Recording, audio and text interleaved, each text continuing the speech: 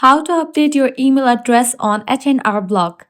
Let's get started. First, launch your preferred browser.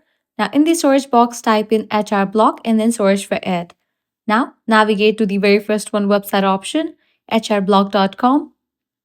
You will be directed to the official website of it.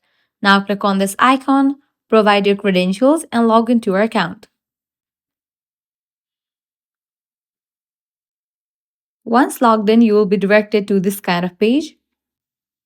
Now click on three bars given at the top right. Head over to the option View Account. Now click on this option Security Settings. Click on the option Update Email. Click on this pen kind of icon. Now remove this old email address and then type in the new email address for your HR Block account. After you type in, click on Save. Now confirm your password. Click on Continue. Now you will be receiving code in the new email address that you have just entered.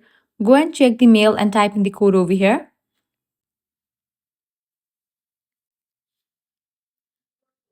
After you type in the code, the email address will be updated. So this way you are able to update your email address on HR Block account.